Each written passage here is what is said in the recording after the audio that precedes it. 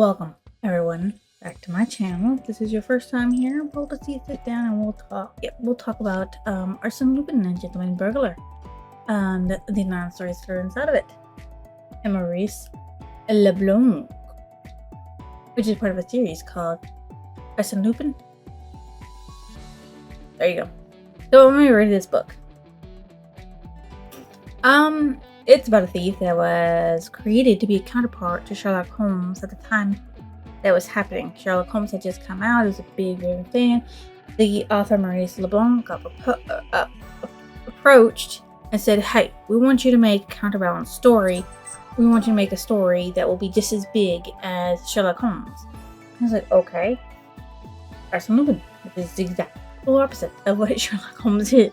So there you go. That was created. And I wanted to see how good it was. So the blurbs for these, I couldn't really find against anything in it, but I guess, I mean, it is what it is.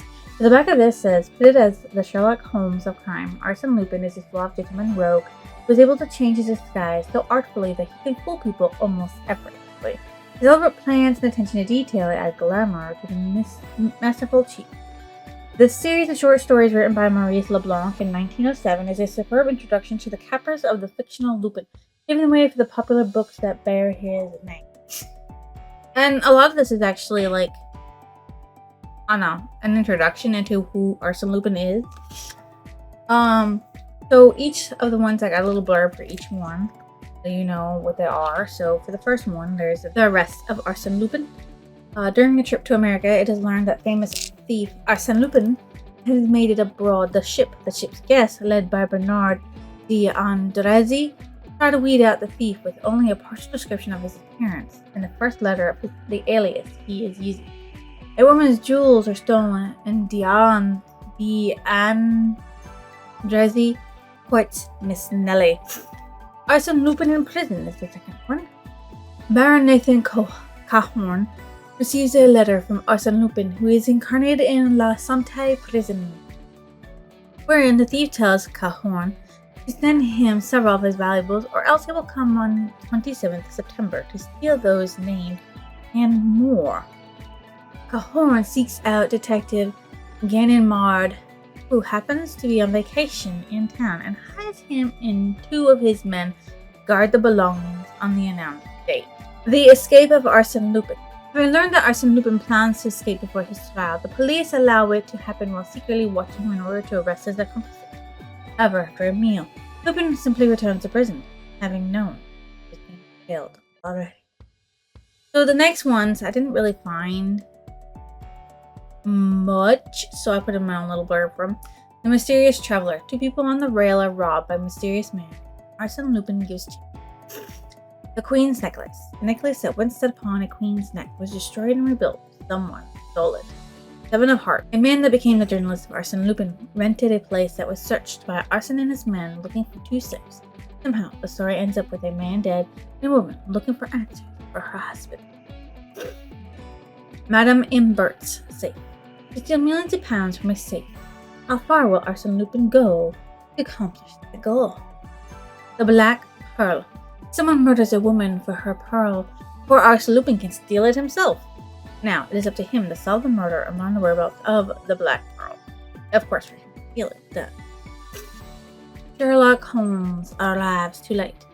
Two books with different copies of a map are stolen, showing the owner of a large collection that Arsene Lupin plans to steal his items. The owner's land. I don't know why I didn't put that in there. Yeah, so the two copies it shows how to get into the person's home. But something happens during the heist that changes it. Arsene Lupin. What is it? Well, read to find out, or stay tuned and listen. We'll give a little tidbit about it. These are very short. It's probably not going to be a very long video. So what genre is it considered to be? What I could find, what it was listed as, is literature and fiction. That was it. Did this live up to my expectations? It was a little bit confusing sometimes, but I found I enjoyed it. I would have loved it more if Maurice Leblanc showed more of the heists and how Arsene Lupin did them while in it, or have it explained through action after the fact. But then again, I've been spoiled by Detective Conan and watching Detective Conan versus Arsene Lupin, the animation. I've seen some Arsene Lupin TV shows around, so literally, I mean, they're all based off from this one dude here, Arsene Lupin, of course, not Detective Conan, but Arsene Lupin, and his TV and cartoon show. They're all based off from Maurice LeBlanc's writing. So it's a little disappointing that in these first collection, you don't get to see a lot of actual action.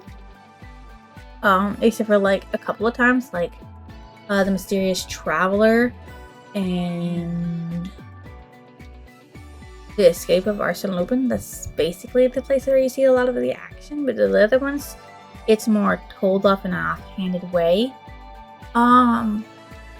So there's that. So should you go and read the story/series? Yes, seeing things from a thief's perspective about things is interesting, and it's Arsene Lupin, who's been coined to be the counterpart of Sherlock Holmes. Why wouldn't you want to go read that? If you enjoy Sherlock Holmes, you might enjoy Arsene Lupin. Especially since everybody knows that he did it. He did it because this is the only one that happens in. And Sherlock Holmes Arrives Too Late is the only time he's actually announced as Sherlock Holmes. Everybody knows from then on Sherlock Sholmes is definitely Sherlock Holmes. I mean, like, he had to change it for a legal reason because, like, Sir Arthur Conan Doyle went after him saying, "You didn't use this with my permission, and you don't have permission to use my character." And yeah, food for that. He had to drop it and change it. But this is the only one where it didn't have to be because it was already out. So there was nothing they could do about it. Even though they can reprint it now, without getting in too much trouble. He had to change every subsequent story that featured Sherlock Holmes and made it Sherlock Sholmes. But we all know. Really wish it would actually been like Sir Arthur Conan Doyle and taken Arsene Lupin and put it in his, where, you know, Arsene Lupin and Sherlock Holmes unravels Arsene Lupin's tricks and traps and the like it does in like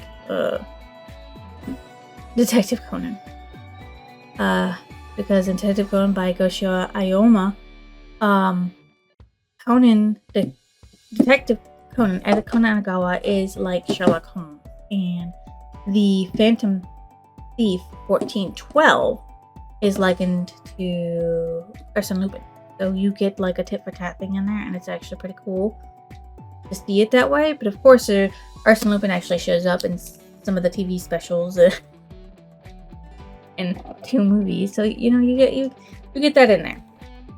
Anyways, this is the end of the non-spoiler section. So if you want to vamoose, go ahead and do so. If not, well, stick around. Anyways, even if you're doing either one of those, please drop a comment, or even your lovely subscription down below. Okay. Alrighty, so as you know, Arsene Lupin is a thief, but he did have a beginning. Although I'm really confused about the beginning of it, anyways. Yeah. So there's that. This is a little off-centered, but Arsene Lupin has many names he goes by within the stories of this. Like in the first one, Monsieur Bernard D'Andresi is actually Arsene Lupin. He actually falls for Nellie Undertown and hands her his camera, which is full of the jewels and stuff that he stole. And he didn't know what she was going to do when he got arrested by Ganimard, who is the detective that chases him everywhere all over the world and can see through his tricks and everything like that and know who the bad guy is. So they're the first 2 important ones in the first book. And what they have to do with it, she actually drops the camera full of the stolen goods into the ocean, but doesn't do anything else besides walk away. So there's that. And Ganimard is actually like friendly to the tat thing with Arsene Lupin. Like, I know it was you, drop the act, Arsene Lupin's like, he got me. And in later books, he's like, I'm gonna come visit you. We can have a drink. And he's like, go ahead, do that. You can never get out of prison. So, that was in... Okay, in the second one, Arsene Lupin in prison. You don't see him at all. That's actually the third. He sends a notice, but you don't actually see him. Who you see is Baron Nathan, Cahorn, and Ganimard. They're the only two that are really it. Nathan gets a letter stating that I'm going to steal your stuff. If you don't deliver it to me by the 27th of September, if not, I'm going to have to come in person and take all your stuff. But he doesn't believe it because, of course, he's obviously. And how can you steal stuff? Well, he's a little paranoid. So he finds Ganimard, who's on vacation, and pleads with him to say, come and protect my stuff for me, even if it's fake. You know, just come on this one day. And so he does. And he's like, okay, here's what we're going to do. So Ganimard gives him a plan. He goes and waits with Ganimard. What you don't know is that Ganimard is actually one of Arsene Lupin's cohort, just like Ganimard. And together, him and his two lackeys that came with him, they steal everything. Yeah, wow. Arsene Lupin is in prison, and he actually figures it out through the correspondence, because Arsene Lupin figures out how to correspond with his cohorts outside. And you find out more about that in The Escape of Arsene Lupin than you do anything else, because Inspector Duizzi, Inspector Foliofant, Chief Dudois, and Ganimard speak to him about it and everything. So he gets a chance to escape in the beginning of the book, and he takes it and he goes and eats some stuff, takes a lovely little stroll, and then returns home. So they're like, all these guys are like, hey, what's going on? Why'd you do this? He said, oh, well, I knew it was being tailed, so this is what I did, and I wasn't gonna, get my cohorts in trouble. And Ganimard and them find out that he's been corresponding through weird means. And right before his trial comes up, he's like, yeah, I'm going to go. I'm not going to be here. You guys don't know it, but yeah, I'm not going to be at my trial, okay? So on the day of his trial, the person shows up who is not Arsene Lupin, and he says his name is Baudry Desiree, and says, yeah, I'm not Arsene Lupin. And then Ganimard's like, yeah, this is the Arsene Lupin, I know what he looks like. But in truth, he disguised himself as Baudry Desiree because he had arranged with his cohorts to have him arrested and in prison and to be scooped up and falsified. They thought they had the wrong guy. So they let him walk out. So he walked out. And when he was outside, Ganimard's like, you're not really Baudry Desiree. And he's like, no, I'm Arsene Lupin, bye. Like, gosh, he did that. So the fourth one is The Mysterious Traveler. So Arsene Lupin's in a train with a Madame Renaud, traveling somewhere. And this dude comes in and ties Lupin up and steals everything and then jumps off the train.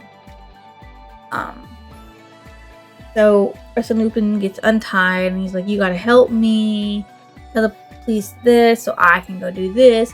And so him and the police chase after him because Lupin's like, I know where he's going, I know how he's traveling, I know what he's doing. So they chase after him, but he splits from the police to go after the guy by himself. And he finds out when he captures the guy, it's a Pierre Onfray, who is I think it's serial murder? No. He's a murderer. He's an assassin. Okay, so yeah, he's an assassin. And he's like, I will let you go and help you escape from the police if you give me back everything you stole from me. And he's like, yeah, and then tries to come and kill him. So Arsene Lupin ties him up, steals his stuff anyways, and escapes. So there's that. The Queen's Necklace. It talks about a necklace that sits upon a woman's neck, Lady Billingstone's neck, and how it came to be. Like the diamonds were all split apart, and none of the real stuff was true to it besides the clasp or the necklace. Everything else was different. So it wasn't the original in any sense besides the clasp. And while she was living, her husband put it up, and then the next morning when they woke up, it was stolen, and they didn't know who to blame. And so they got rid of Henrietta, who was their servant, after she'd been questioned, thinking that it was her somehow that stole it. But in the end, it turned out to be because they were discussing it. A group of people were discussing it, and they were like, "Oh yeah, it was Raoul, her son, who did it, because he was small enough and good enough to do it." And they come to find out that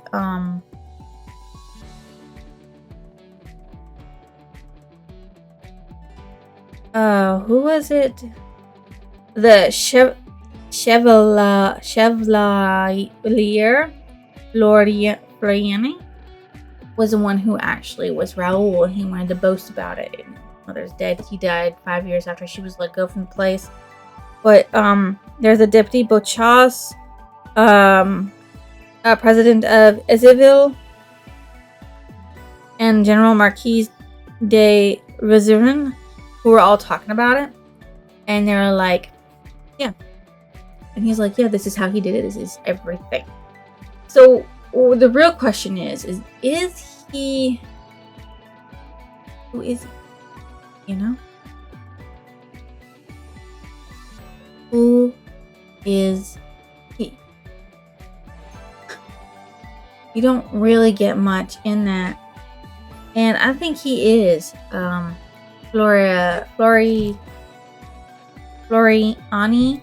I think that's who he is. And I think he's talking about himself and that his name used to be Raoul. Who knows? Don't really know. Don't really understand what the connection really is in it either. Or maybe he just knew the person who did it. Oh, with... Oh, okay. Anyways, the Seven of Hearts. So, in this, he actually plays as two different characters and himself, okay? He is John Daspry, and John Daspry is a country club dude who is talking to the narrator. And the narrator, throughout all of this, because there is a narrator, he's the one telling the story of Arsene Lupin, and through what Arsene Lupin has told him. So Arsene Lupin would narrate to him, and he would just write it all down. And this is how he actually met Arsene Lupin. He was renting out a place because he was trying to write a story, because he was a journalist. He was trying to write a story about these two guys, and about this guy who had disappeared because he had buildings, he had blueprints for something that was a submarine of some kind, and the guy had disappeared, and so had no other plans for the submarine. Well, not the final plan that made the submarine work. Flopped.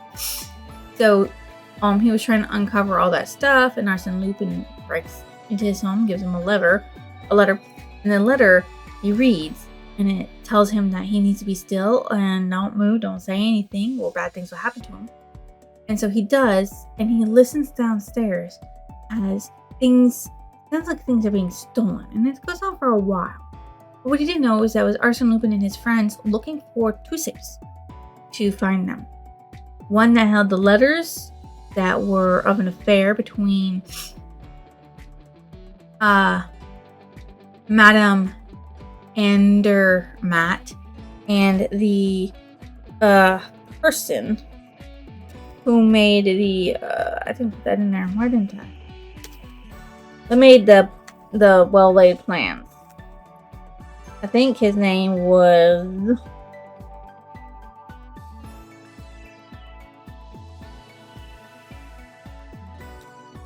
Where is it? Louis Lebcombe. So they were writing back and forth and having a slight affair, and these were incriminating letters. Also, the safe had all of the information for the submarine and how to and everything, because it got stolen. Louis Lacombe was killed by Etienne Varden and Alfred Varden. They went to the British to have the submarine built instead of France, where it was originally going to be built by George's Andermatt, and realized that they didn't have the full copy because George's had it, and so they went back and they were trying to get it back.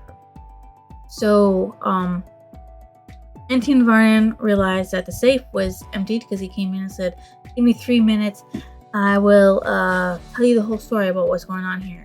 Why everything was moved around in your home, but nothing was actually moved. Things are moved around, but they're put back in place." He's like, "I'll explain it." And he shoots himself. He offs himself because he realized that everything in the safe was gone. So they're like, "What's going on?" So a guy writes a letter saying Salvatore about it all, and it gets people going. And Georges and Alfred get called out by Salvatore, and they meet in the house of the narrator, and they have a conversation, and then desperately comes out, who's Arsene Lupin, by the way. Didn't already figure that out, and he's also Salvatore, and gives the whole rundown and trades money for money. Trades the letters and stuff he's got for a bunch of money, and he takes all that money. I think he gives it to the madame or something. I don't really remember. It's not that important. But Arsene Lupin figured it out. He knew everything. Except he couldn't figure out how to get into the second. He knew, but he couldn't figure it out. So the next one is Madame Imbert's safe. So basically, Sherlock Holmes Basically, Arsene Lupin finds out that there's a safe full of millions of bonds and everything worth millions and millions and millions and millions of franc, or whatever it is that they use in France. Franc? Yeah? Is that what it is? Francs. Yeah, I was right. So, yeah. And he actually succeeds in stealing it from them, but then they disappear, and it finds out that Ludovic Imbert and Gervais Imbert had counterfeit bonds. None of it was real. So Arsene Lupin, who spent weeks in his home trying to figure out how to steal his stuff, finds out that it was all for nothing. And he loaned out money. Gervais Imbert, the madame, and she had the money, and he's out like a lot of money. Yeah, so there's that. So, funny. The Black Pearl. Okay, so, Arsene Lupin sneaks in to a home and pretends to leave and everything like that, and then comes back because he had a plan. He came in making them think he needed a doctor. He goes up, knocks on the door, opens a door that he wants to get into, and then leaves. And then he goes back into the place, getting back into that room, waiting for everybody to go to sleep. And then after that happens, he gets out, goes to the madame's room, tries to steal madame's jewelry. And he finds madame dead, and the jewel gone. So the Black Pearl's gone. So he becomes Sherlock Holmes and tries to figure out who took the pearl, where it is, so he can steal it. All normal stuff, right? So he finds out who he was, and he goes to the guy pretending to be a ex-detective called Grimaldan, and says, "I know you took the pearl. Give it back. I know you killed her. Give it." And tricks him into giving him the pearl. So he actually becomes a detective in that one, and I thought that was pretty neat.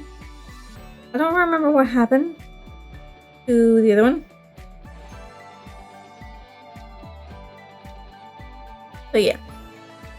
But I do know that he actually hid it in the ground, in this pathway of cobblestone and everything in between one of them, as a way to make sure it wasn't on his persons until he could actually get it. Yeah. Out thief. So Sherlock Holmes arrives too late. There's a group of people talking about something. There you got Georges Devon, Father Gilles. He's talking about how he's got this fortune that he's afraid that Arsene Lupin might steal, but he hasn't gotten no notice from it. So Arsene Lupin goes like, yeah, I'm here to steal it. But he's named Horace Vellemont. And it starts off with Devon saying, you look awful lot like Arsene Lupin. He goes, I get that a lot, but I must just look like him, but I'm not him. So Arsene Lupin gets into the villa. How Sherlock Holmes can come and save and rescue it all. And they talk about how the one book that was in the guy's home got stolen. And one that was in a museum. When put together, the two of them would have a map that would show an underground entrance into the home, castle, whatever it was, mansion, where he into the treasure room, where Arsene Lupin could proceed to steal everything, and which he does, okay? So when he's stuffing his pockets full of watches at the end of the heist, all the stuff missing, he's just filling his last bit before he disappears. Ruba comes down, but Nellie under town, catching him in the act, and the two talk, and this is where you get to see Arsene Lupin as a human being, because he actually liked Nellie and wanted to be with Nellie, and he's like, please, I'll put everything back. Forgive me for what I have done to deceive you. Forgive me, but just show your favor upon me one more time. But she gives him a cold shoulder. Yeah. So he puts everything back because he promised. And then he disappears. And then Sherlock Holmes shows up, and Sherlock Holmes is like, I met the fella down the road. I didn't realize I met the fella. But everything's still here. So there's nothing for me to do. So he took it off. That's like a resolution of things that is like they're here and doohickey. So there's that. It's just really, I don't know, soft blow. Sherlock Holmes comes in and Sherlock Holmes seizes up Arsene Lupin but doesn't say nothing, but asks for the way to the place he needs to go, knowing he met the thief, but also knowing the thief didn't have anything. How do you do that? Like, how do you commercialize that? No things. So, that's the end of those. My favorite character through all of this, because it's one defining emotion, is actually the narrator. Even though you never learn his name in these 9 short stories, you know he's very important because he tells you a lot of stuff about Sherlock Holmes. Now, even though you never learn his name in these 9 stories, you still learn a lot because of his association with Arsene Lupin. I like better when I had Sherlock Holmes on the brain. Sherlock Holmes on the brain. Maybe I just need to read Sherlock Holmes. My most disliked character was Noam, because we did not get to have a deeper connections to anyone besides the narrator and Arsene Lupin. But if I had to choose, I would have to say Nellie for snuffing Arsene Lupin. Even though you did not give back the jewels that were stolen, you still snuffed him. Poor Arsene Lupin. He's human too, you know. So what's I remember was how Arsene Lupin in these books did not steal everything, but return fakes and real items did not serve him to keep them. Like with the last one, Sherlock Holmes and Arsene. It did not do just for him to keep the real objects that he stole, because he made a promise to show that he could change to Nellie. But when he realized that Nellie didn't give a shit, he was just like, okay, well, that's the end of that.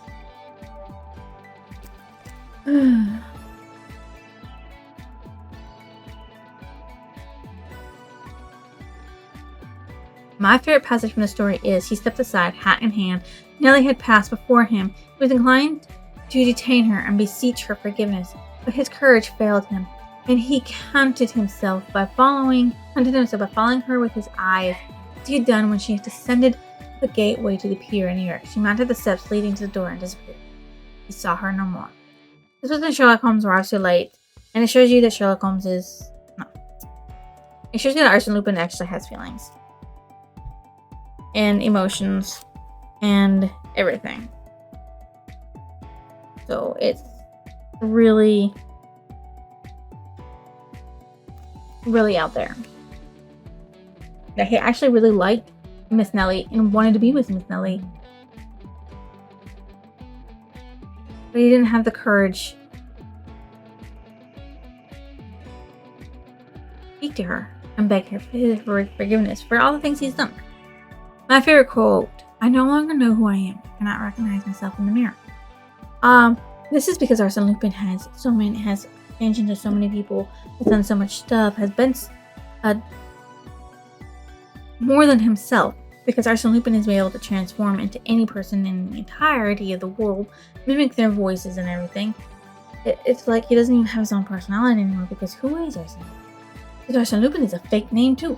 You know that. This quote came from the arrest of Arsene Lupin, and learning about the fake name actually came from Madame Imbert's case.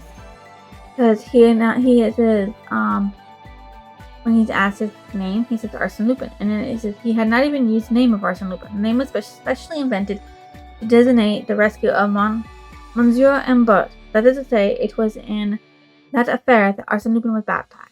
Fully armed and ready for the fray, it is true, but lacking the resources and authority which commands success. Arsene Lupin was then merely an apprentice, in a profession wherein he soon became a master. So, he made it up on the fly, so that way he could get close to the dude to steal from him. But still, in that sense, he doesn't even know who he is. What I thought about the ending of each short story. Some of them wrapped up nicely, while others left me a little in the left field, wondering why Arsene Lupin did what he did. Why didn't you double check your facts before you stole all of those bonds? Why did you give everything back in the end? You should have just kept it all. You knew she was gonna snub you. Go back on your word. She already thinks you're a loser. What more do you want?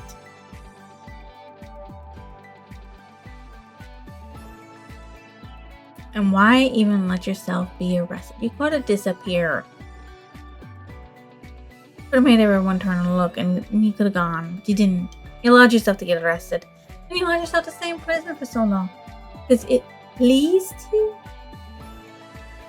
I'm sure a little confusing or something, but I don't know why.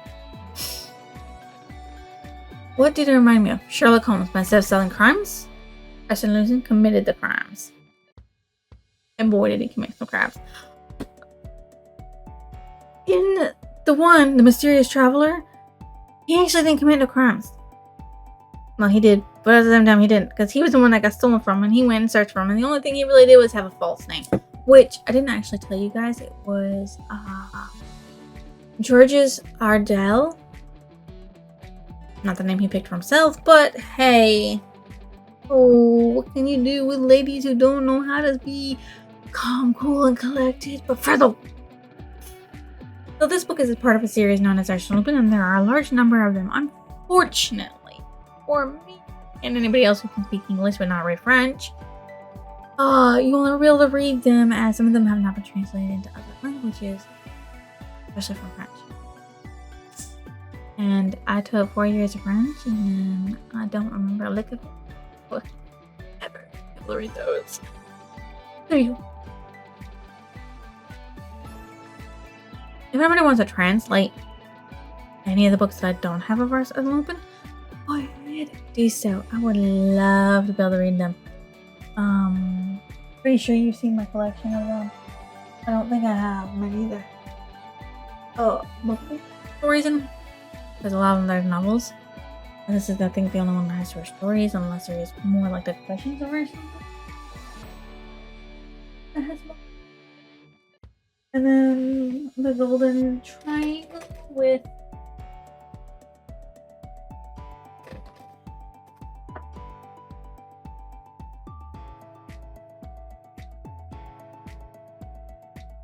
I don't know. Something of Arsene Lupin. I don't know. Anyways. I rate this 3 because I would have liked to have seen how Arsene Lupin committed most of the crimes described in these. A lot of times you didn't see a lot of that type of crime. I was a little disappointed in that regard.